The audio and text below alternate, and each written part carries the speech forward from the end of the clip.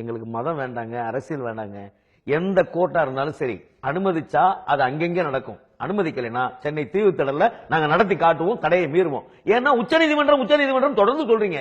உச்சநீதிமன்றத்தோட தீர்ப்பை முல்லை பெரியார் விஷயத்துல கேரளா மதிக்க மாட்டேங்கிறான். உண்மையா இல்லையா? உச்சநீதிமன்றம் நடுவர்மன்றத்தை அந்த தீர்ப்பை கர்நாடகா மதிக்க மாட்டேங்கிறாங்க. எங்களுக்கு மட்டும் எங்களுடைய கலாச்சாரத்தில் விளையாடக்கூடிய சார் சொன்னதுக்கு நான் உண்மையாலுமே நான் எதிர்ப்பு தெரிவிக்கிறேன்னு எடுத்துக்காதீங்க. மாற்று கருத்து தான். நிச்சயமா அருமையா சொன்னீங்க. இதுல மதமே கிடையாது, இந்து மதம் அப்படின்னு சொல்றீங்க. இதுல மதமே கிடையாது. மைதீன் கான் என்ற என்னுடைய நண்பர் மாடுபிடி வீரராக வலம் வருகிறார். ஆரோக்கியதாஸ் என்ற கிறிஸ்தவ சமூகத்தை சேர்ந்த சகோதரர் மாடு வளர்ப்பவராக இருக்கிறார்.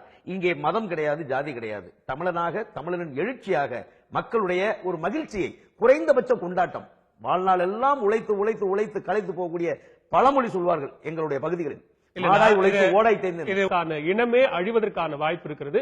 சோ ஒட்டுமொத்தமாக இங்க இருக்கிற உள்நாட்டு இனங்கள் அழிவதற்கான வாய்ப்பு. இதுதான் பாயிண்ட், இதுதான் மேஜர் பாயிண்ட். பட் ஆனா ஜல்லிக்கட்டுக்கும் மீட்டிங்கும் வேற வேற வித்தியாசம் சார். நீங்க நடக்கிற வருஷம் ஃபுல்லா மீட் பண்ற மாடை விட்டுட்டு அந்த 3 நாள்ல ஜல்லிக்கட்டு மட்டும்தான் பேசுறீங்க.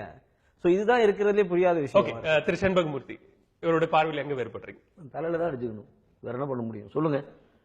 அதாவது விளம்பர பிரியர்களாக மாற வேண்டும் என்று இன்றைக்கு தம்பி போன்ற இளைஞர்கள், இளைய சமுதாயம் இப்படி மாறிக்கிட்டு இருக்காங்க. மாட்டை காப்பாத்துறதுல உங்க அக்கறையை காட்டுறவங்க ஏன்பா குர்பானி கொடுக்கறதுக்காக ராஜஸ்தான்ல இருந்து ஓட்டு வர ஒட்டகத்தை வெட்டுறாரு புதுப்பேட்டையில, ஏன் நீங்க அதை காப்பாற்ற மாட்டேங்கிறீங்க? புளியந்தோப்புல ஆட்டு தொட்டின்னு ஒண்ணு இருக்கு, ஏன் அதை போய் நீங்க தடுக்க மாட்டேங்கிறீங்க? ஆடு உயிர் இல்லையா? கோழி உரித்தது உரிக்காததுன்னு போட்டு கிலோ கணக்கில் போட்டு தொங்க விடுறாங்க, அதெல்லாம் நீங்க காப்பாற்ற மாட்டீங்களா? எங்க விளையாட்டுல தலையிறதுக்கு உங்களுக்கு யார் ரைட்ஸ் கொடுத்தா? உங்களுக்கு யார் ரைட்ஸ் கொடுத்தா? ஜல்லிக்கட்டை பத்தி புரிஞ்சா பேசுங்க, புரியலன்னா பேசாதீங்க. புரியுதுங்களா? மாட்டை பின்னாடி ரொம்ப துன்புறுத்துறோங்கிறீங்க. கேமராவை பின்னாடி காட்ட சொல்லு, நாங்க 4 பக்கமும் கேமரா வச்சு காட்டுறோம். அங்க என்ன நடக்குதுன்னு பாருங்க.